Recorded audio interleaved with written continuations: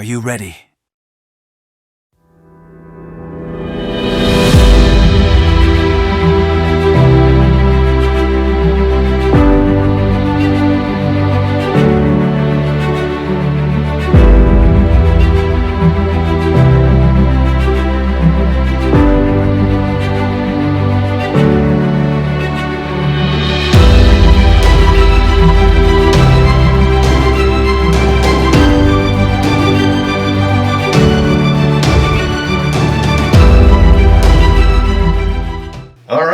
Well, Brian here, and welcome to the brand new OTMC podcast. That's right, the official Texas Music Chart podcast is finally here, and this also includes part of the brand new video series, the Tiny Office Sessions, and we've got a special treat. She was just at Little Red's Longhorn Saloon last night. She's been on the Penn and Gilly show. Yes. And we've got McKedy. McKedy. I'll get it. Is it tongue twister? I'll get it. I know it. I had to look at your Facebook. I'll be honest. I was building your file in the computer. I had to look at, because the Mackynsie with the MACKY. Yeah, and gets me S. every time.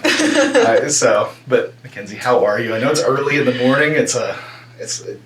But you're here. Yes, I'm here. I'm great this morning. I had a great gig last night playing with Brady Honeycutt last night at Little Red's Longhorn Saloon. I played fiddle for him and sang some, and we had a great crowd. We played till about 1:15 or so it was a late night and then an early morning, but I'm here and I'm awake and we're ready to go. You're from a big city of McLeod, Oklahoma. Yes.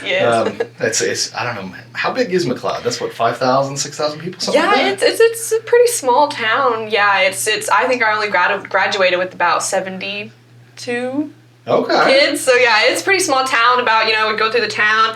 There's a Dollar General, there's a cafe and a Sonic. Hey, you got Sonic. Got all I need. Down here in Texas, we firmly believe that you cannot have a city unless it has a Dairy Queen or a Sonic. Yep. Because if you drive through small town Texas, those are the two restaurants that are consistent throughout. Yes. Well, for those that don't know who you are, I learned about you. I put out a thing there where I felt like it was just time to stop charging artists for ads on chart websites. And it's not like it was super expensive to begin with for artists to add on there. I think it was $50 for a week, you know what I mean? But you guys are, it's so tough. Just by the time you pay everybody that is taking a cut out of your money, I was like, it's just time to do it for free. Right. But anyways, you sent over, and you have a brother, Austin? Yes, I do, a younger brother. And he sent over some stuff as well. And it's great music. Like you said, more traditional country. I definitely heard some hints of Western swing in the music, but you sent me 4 or 5 songs, plus you got one out, and they're all great. Thank you. I've played it for lots of people in the industry so far, and they're like, the first comment out of all of them was, well, she'd fit right in at Little Red's. So tell me about how you got into music. Tell people who you are, where you came from. And so I grew up. Music is in my family. It's in my blood. So my dad, Byron, he is actually a musician, and so he grew up his whole life playing guitar, and he also plays steel guitar and singing. And so I grew up going to his shows, watching him play with his bands and everything. And then my mom's dad, my grandpa, he plays fiddle. Okay. And so he's the one who got me started playing fiddle when I was 6. So I started taking fiddle lessons in Midwest City, Oklahoma by my teacher. Her name's Mary Mayhew. So I started taking fiddle lessons, and a lot of people, are surprised by that. I actually started on fiddle. I was playing Old Joe Clark, Boil 'em Cabbage. I wasn't classically trained in any way. I was playing fiddle, then so that's what I was doing. And so I started that when I was 6, and my dad really got my younger brother started on guitar not too long after, and the 3 of us started playing as a family all over the place. My mom, we call her our momager. She books, she doesn't play any instruments, but she books all of our gigs and handles all that business side, which, very thankful for her. We need that for sure. And so we grew up playing all over Oklahoma, Texas, Tennessee, nursing homes, festivals, things like that. My dad really has been a really big mentor for both me and my brother Austin, teaching us, how to play with the band, how to, when you're playing too much, when you're playing too less, how to play fills, like all the solos and improvisation I've learned has been through playing with my family, and it's really, so deeply rooted in me. We're traveling all over the place together, and a lot of people are always like, how do y'all not get in fights? I'm like, well, when we're in the car actually, and my little brother's bothering me in the back seat, but then once we're on stage, it all becomes, we're very, very close because of this music experience that we've been able to do together. And we still play together to this day. Yeah. We play gigs all over the time. Our band has grown a little bit. We have, a drummer now and a bass player, and we've added another fiddle player and a keyboard player. So we've got a whole big band now, and we play all over the place. And we've won some awards as a family as well as individuals, both me and my brother. And so, my whole music journey really started from a young age with my family. That's awesome. Yes. And so your family has a band, and it's the McKedy band. The McKedy. Mm-hmm. Yep. Okay. Mm-hmm. I saw the post of that on Facebook, and I just yeah. So I think that's great that's how you learned. Mm-hmm. I have a lot of friends down here in Texas that teach fiddle, and the songs that you mentioned, those are all the songs that they teach beginners. You know what I mean? That's where they start them, and I think it's great. And when I picked up guitar, actually, they can't see it, but there's a guitar here with a bunch of signatures. That was the guitar I picked up during COVID, and I just thought I was going to teach myself guitar, and I tried. I've never taken a lesson, to be honest, but where I learned was going to kind of just gatherings and picking parties and just watching where people's fingers were going and not knowing why they were going there, but just doing it, you know what I mean? Yeah. And so having that your entire life, I can just imagine how it's just ingrained in you. Yeah, we definitely, learned a lot too, like what you said, by going to different jam sessions, and we go to these Western Swing conventions called the Western Swing Music Society of the Southwest. They hold a lot of conventions where, there's lots of jams, and the people there will, call me up to play fiddle with them, even if I never heard the songs in my life, but that was the way to learn, was on the spot. And me and my brother Austin also had the opportunity through their scholarships to go to Bobby Flores' music camp here in Texas, and that was when both of us really, really started to grow as musicians overall, in terms of our styles and improvisation on our own instruments, and that camp definitely influenced both of me and my brother Austin both a lot. So. Sure. Well, and would you say you're primarily a fiddle player, or okay? Yeah. Have you ever made it down to Crockett, Texas, for the World Championship fiddle? I have not yet. I mean, out of that 2 years ago, and that was kind of crazy. But that's exactly like you were talking about. It's like people just getting up there and playing these old classic fiddle songs. You know what I mean? But there'll be times where it's just like, hey, get on stage with them, you know what I mean? Right. It's really cool to see. It seems like I'm not part of the fiddle community, but it seems like a really small, tight-knit community, you know what I mean? Yes. That old-time fiddle is kind of, I think, fairly unique to the Texas, Oklahoma area. There's not a lot of places that are, they're definitely country fiddle, but that really classic fiddle sound, it's not something super prominent anywhere else. That's very true, very true. Well, so are you looking to continue down that road more so as like a fiddle player, or are you trying to get more into the lead sing? Because I think you have the capability. Yeah. I think for me right now, both fiddle and singing are equally important to me. They're both a part of my music journey growing up. I started singing about the same time I started playing fiddle, so both have always correlated. And then if I'm singing, if I don't have my fiddle in my hands, I feel very awkward and very weird and just don't know what to do with my hands. So for me, I think both are part of what makes my sound who I am and what I want it to be. I want to continue to incorporate both. On a lot of the songs that I've put out so far, I played the fiddle on it. Sure. And I really, really loved getting to be able to do that, to be able to keep both and not just only be a singer or only be a fiddle player. I really want to do both, and I've been able to do that so far, and my producer Kurt Ryle has been allowing me to do that as well, letting me play the fiddle on the tracks and play the intros and the solos. And so for me right now, I'm doing both. so me and a friend, we kind of have a side bet going, and I told him I would ask you when you got in here on your brother's track, Slow Train to Oklahoma. Did you play the fiddle on that one? I didn't play the fiddle on that one. Oh, okay. Yeah, that was Wanda Vick. I was like, I think that's her. It kind of sounds the same. Yeah.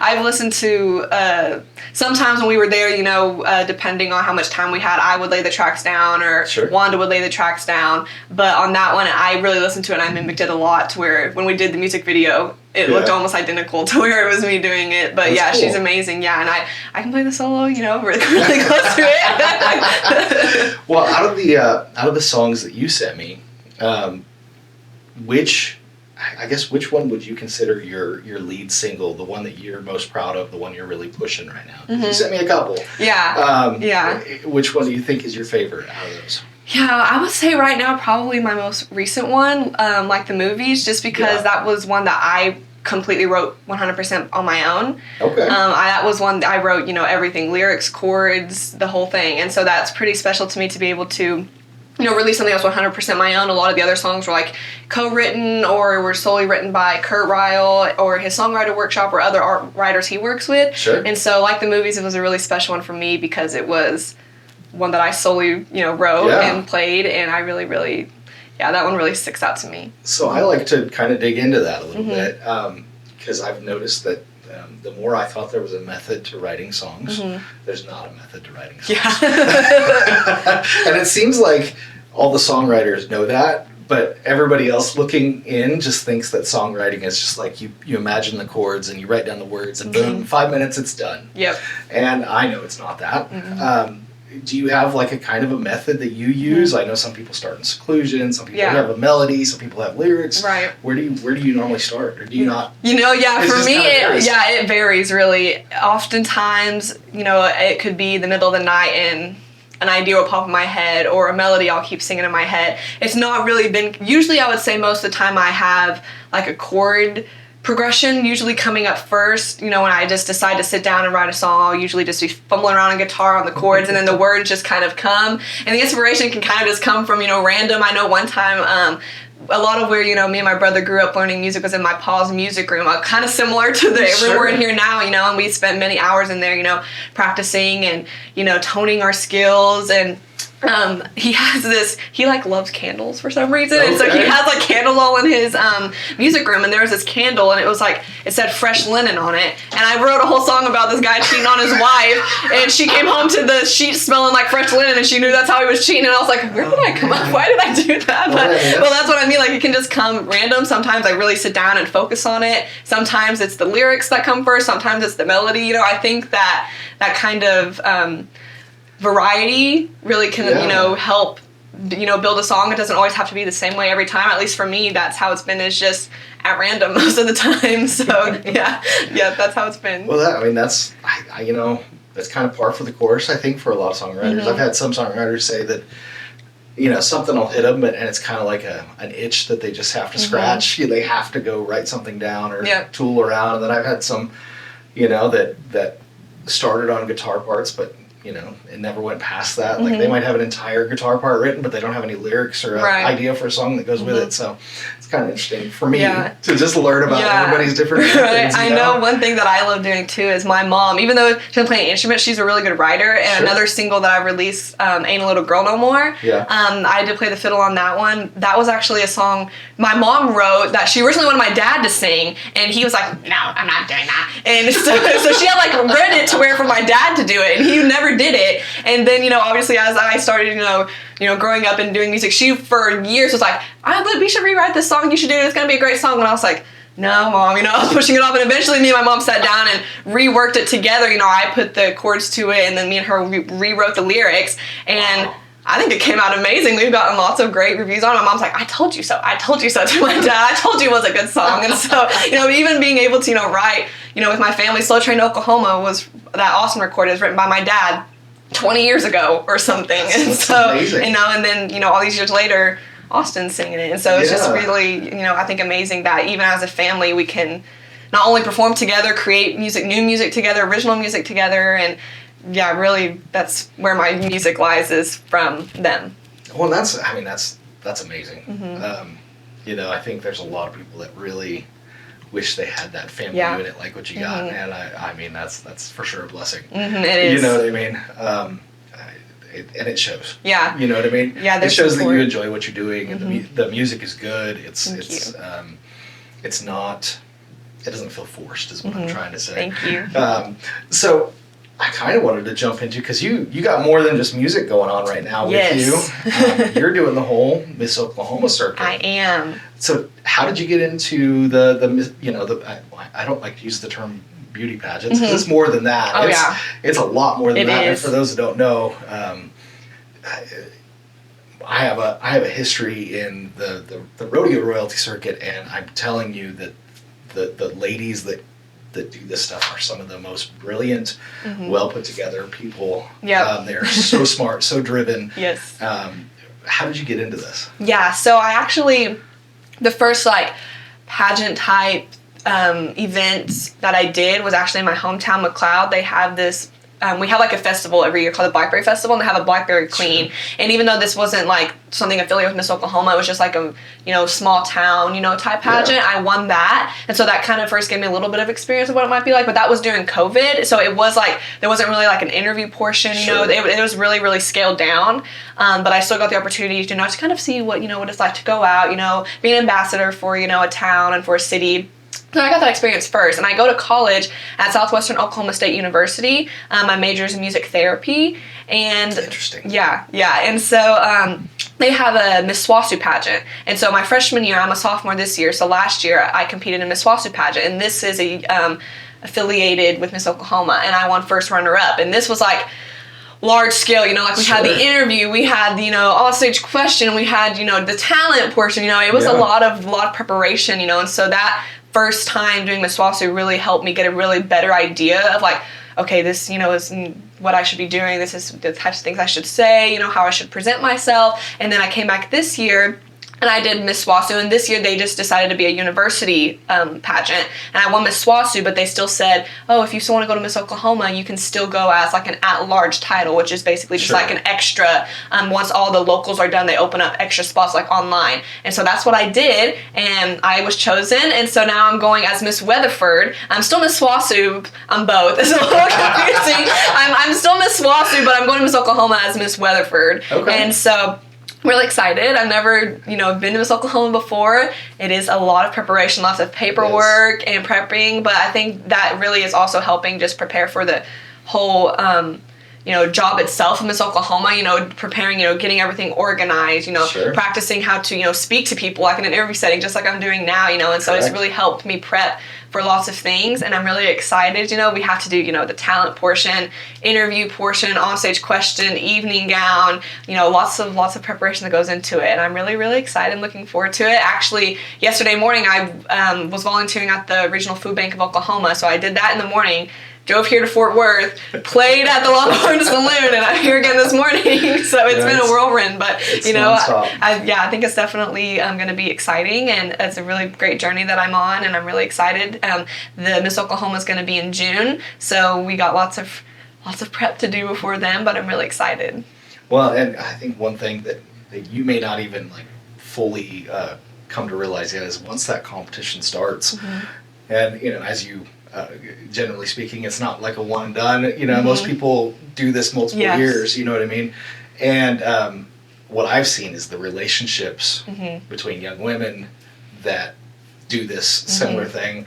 They go on to form some amazing companies and some amazing parts of industries that it opens pathways in ways that you would not have even imagined. You know what I mean? Yeah, that's one thing I'm really looking forward to is I know that just being able to go and have this opportunity gives me a chance to, number one, meet other amazing young women that are, driven and goal-driven and focused. And, I met a lot of them yesterday for the first time at the Regional Food Bank, and, just to speak with them and see how amazing they are. And then, like you said, just some more amazing opportunities for scholarships, for opportunities to just grow overall and learn skills, like you said, that will be useful in the future when I maybe try to have my own, business or music therapy practice, which is something I'm, hopefully wanting to do. And so I think this is going to be a really great experience overall for me, no matter what happens. Yeah, even if it is exhausting. Now, do they have you doing like a scrapbook of your journey for all that? Yeah, they do have us kind of prepping like photos, and we do have to get ads from people, and all this is going to go into their ad book, and so we'll have this whole book of everybody so we can keep this for years to be like, oh, I remember when I did this, I remember that girl, we were like we'll have this whole big book of all of our pictures in it, all of family that is wanting to say good luck and we love you and we're proud of you, and so I'm really, really looking forward to that. It's a whole big book. Take advantage of that, because that is something that a lot of people don't realize. They think it's just something that one other thing that has to be judged. But what it really is, it's a driving factor you building relationships. Yep.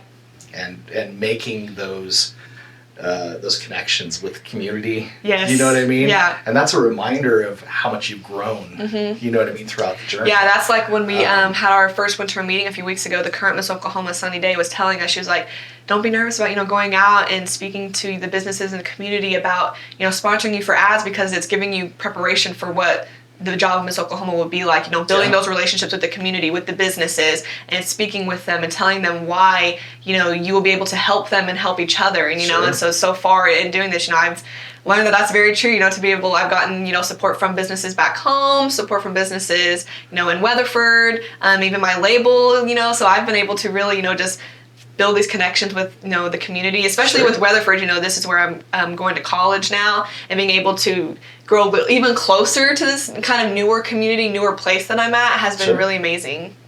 Well, Ed, I mean, with all that going on, where do you see, I know music therapy, do you see, do you see an opportunity? Like you've got this thing going on with the upcoming American Country Network. And you've got a label, correct? You're signed to a label. Yes, Clarksville Creative Sound. Where do you see that progressing within the music therapy and the Miss Oklahoma? Because I mean, that's a lot of irons in the fire. Yes. And I think you're handling it well from everything I see on social media. But where do you see all that kind of progressing? Yeah. So for me, music and performing has always been something I've always, loved doing. I've always wanted to do. My biggest dream since I was young was, to be performing on the Grand Ole Opry, and be a recording artist, but I've always also wanted to use my love for music to help people. That's always been like the reason why I was doing this. Like the main passion was I wanted to reach others, and, share my soul with them, Absolutely. And make them feel something. But I didn't necessarily want to, I wanted to pursue, a music degree. I didn't feel like I needed to go to college to learn how to be a country performer. I already knew how to do that. I didn't want to go into business, and so I was just like, I don't know, where I'm going to go. And then I found music therapy, which is exactly, using your love for music to help others, and it's sometimes just seen as another form of entertainment, and that's music therapy is actually what I've made my community service initiative for Miss Oklahoma. It's titled Melodies Making a Difference. Because music therapy, I have to have a bachelor's degree. I have to pass a board certification exam. In the state of Oklahoma, you have to get your medical license. You have to do a 6-month-long internship. It is a medical practice. Wow. And we use music techniques, and music is naturally motivating. And so we use music as a way to assess and help our clients reach non-musical goals. Oftentimes it's physical, might be emotional, mental. I've had the opportunity so far, each semester we work with different facilities, and so far I've worked with kids on the ASD spectrum, and I've seen firsthand how we can use music to work on following directions, to work on attention span. I also was able to work at the Weatherford Regional Hospital, and I was able to see there, I was able to work with newborn babies and clients who were in severe pain and focus on redirecting the pain to the music. Or a lot of times when they're in the hospital, it's really isolating, and a lot of hospitals are already understaffed, and a lot of times those patients, like emotional and mental health, just kind of get swept under the rug because you're not going to get better physically if you're struggling mentally and you don't have the motivation to. And so that's where music therapists can really come in and work at a hospital to really work on decreasing that isolation, giving them that motivation back to to get better, and through music to do that. And so it's a medical practice. Music therapists are clinicians. And so when I, found this, I was like, this is something I definitely want to do, but I'm never going to just abandon my performance career either. And so far I've been able to balance both. I'll always be recording. I'm on the Clarksville Creative Sound label. And currently I feel like I'm living, two dreams. My dream has always been to be a recording artist. And at this point now, I've, been able to win awards for my music. Yeah, win awards for my music. I have, this new TV show coming up with the American Country Network, while still pursuing my degree in music therapy. And, I think that they can, live together. I don't think right now it's one versus the other. Yeah, and so I think that right now my performance career and recording music and music therapy are both not versus each other. I feel like both of them are equally important to me. And, I'm in college, pursuing my music therapy degree, and I'm still here performing, and at the Longhorn Saloon, I'm still recording music, so far they're both living equally in for me. And for the future, same applies. I would definitely could see myself either working. I haven't like officially like decided on if I'd rather work with older adults or kids or the mental health setting. So far, I've loved all. It might change as you kind of start actually doing exactly the job. And I've seen that. My wife works in hospitals, and there's a lot of medical professionals that thought they wanted to work in homeless services until they worked in homeless services. And same thing, they thought they wanted to work in the NICU, and they sometimes what a lot of people don't realize is the mental strain on professionals working in those environments day after day is kind of crazy. But I applaud you for doing what you're doing. When I came back from Iraq in the military, I was not in a mental state to believe that there was anything wrong with me. You know what I mean? But for me, my own therapy that I didn't even realize I was doing was music, and it was also horses. Horses kind of broke the ice a little bit, and then it's kind of funny, music connects, and I think that's why I still love music so much, and why I built my life around this kind of music, is because there's certain songs, and it doesn't always matter the song. You know what I mean? There's certain songs that they just evokes an emotional response from me. For no reason. I'll just be sitting there listening to it, and that's kind of my emotional outlet. You know what I mean? And music therapy really uses that, because that's just true. Music reaches people on a different level because, scientifically, it activates every part of the brain. And that's why, even with clients that have dementia or Alzheimer's can still sing songs, because music accesses everything. It lives in every part of the brain. So just because, this part of the brain is damaged, the music is still going to be there because of that. And so it's really amazing. And that's why, music therapy uses that to, work with clients on non-musical goals, because music is so powerful in that way. And it's definitely powerful in my life, for sure. And so I'm very, very blessed to be able to have the opportunities that I have. Well, we will keep an eye on you for sure, and your progress. We absolutely wish you the best. Thank you. I mean, hopefully when you go to do another release and you're back down, Fort Worth, we'll do another one of these. Absolutely. Keep up on your career. But man, I'm super excited to see, all the paths you take. I think you do have a very bright future recording. In talking to you, I think you're going to do great in the medical profession. Thank so you. it's hard to. It's not very often you see somebody where you're like, they got hope. I've got one other friend, and he's also from Oklahoma. He's from Western Oklahoma. Oh yeah. Well, he's that's where I go to college. Austin Dixon. He's actually doing full-time music career, and he's getting his PhD in meteorology. Wow. Yeah. So, see, it's possible. You can have multiple outlets. Like what? How does that work? How does that happen? So, thank you so much for coming. You're gonna, I think your dad's gonna come in. Yes. You play a song with us, and we're gonna do some videos for the tiny office sessions. But thanks so much for being on the OTMC podcast. Thank you so much for having me. It's been an absolute joy. Be sure to check back next week, and we'll have another great artist for you. And be sure to check out for the music postings Wednesday, Thursday, Friday, and Saturday on officialtexasmusicchart.com, as well as all the social medias, Facebook, Instagram, and YouTube, and all the other ones that I'm getting up and running. It's all under Official Texas Music Chart. So, Mackynsie, thank you so much for being here.